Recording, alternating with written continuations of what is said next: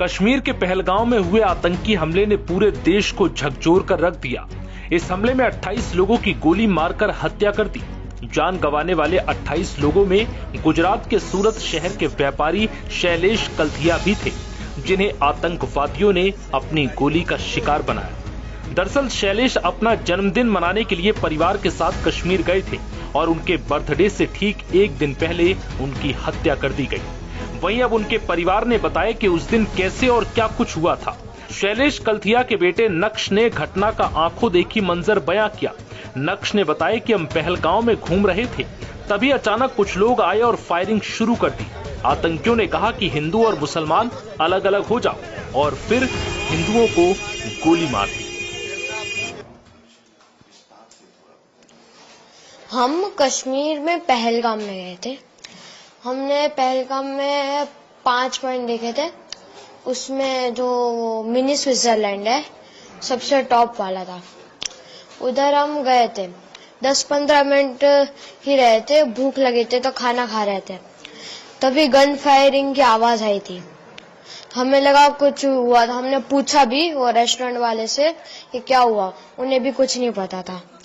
तो जब वो आतंकवादी ज्यादा गोली मारी है तब सबको पता चला कि टेररिस्ट घुसा है, तो हम छुप गए। उन लोगों ने ढूंढ लिया। हमको तो वो 2 दिखे थे और एक ने आके बोला मुसलमान अलग हो जाओ और हिंदू अलग हो जाओ, जेंट्स खाली। और बाद में हिंदू के सारे जेंट्स को गोली से मार दिया। किसी से कुछ नहीं पूछा, बस यही बोला मुसलमान अलग हो जाओ और हिंदू अलग हो जाओ। हिंदू को मार दिया और बोला 3 बार कलाम बोला। और मुसलमान लोगों को लैंग्वेज आती थी, उन लोगों ने 3 बार मुसलमान बोला और जो नहीं बोला उसे गन से उड़ा दिया, मार दिया। फिर आगे वो चले गए। बाद में सिविल लोगों ने बोला कि जो बच्चे हैं, जिंदा बच्चे हैं, वो जल्दी नीचे उतरो। तो हम नीचे उतर गए। मैं तो घोड़े से आ रहा था, मैं तो घोड़े से नीचे उतरा और मेरी मम्मी और दीदी उतर के गई पहाड़। ये हुआ, हम नीचे पहुंचे। बाद में आर्मी सारी आ गई। बाद में मतलब आधा 1.5 घंटा हो गया था, उसके बाद आर्मी आई। अब मैं चढ़ा, बाद में पता नहीं क्या हुआ। बाद में देखो, हमने वो मिलिट्री बेस थी उधर, जस्ट नीचे मिलिट्री बेस थी, हम उधर रुके थे थोड़ी देर। बाद में शाम को हम होटल में चले गए थे।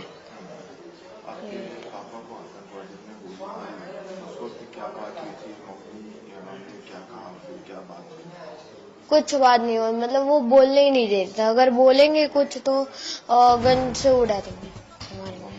वहीं शैलेश कल्थिया की पत्नी शीतल कल्थिया ने बताया कि पहलगांव में अचानक फायरिंग होने लगी और सभी डर गए। इसके थोड़ी ही देर बाद फिर से फायरिंग शुरू हुई। आतंकवादियों ने भागने और छुपने का मौका तक नहीं दिया, वो हमारे सामने आकर खड़े हो गए। आतंकवादियों ने कहा कि हिंदू एक तरफ हो जाओ और मुसलमान एक तरफ, और उसके बाद जो कुछ हुआ वो बहुत भयावह था।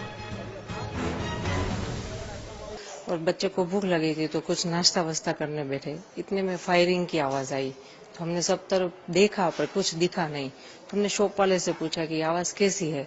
वो लोग भी डर गए कि मैडम पता नहीं, हमने भी आज पहली बार सुनी है। और इतनी देर में फिर से वापस वो फायरिंग की आवाज आई तो सबको लगा कि नहीं कुछ तो गलत है। तो सब अपनी जान बचा के इधर उधर छिपने के लिए भागे, पर कहीं छिपने की जगह थी ही नहीं, क्योंकि पूरा तो बाउंड्री किया हुआ था। तो कहाँ कोई भागे, कहाँ कोई छिपे। और इतने में सडनली वो हमारे सामने आके खड़ा हो गया।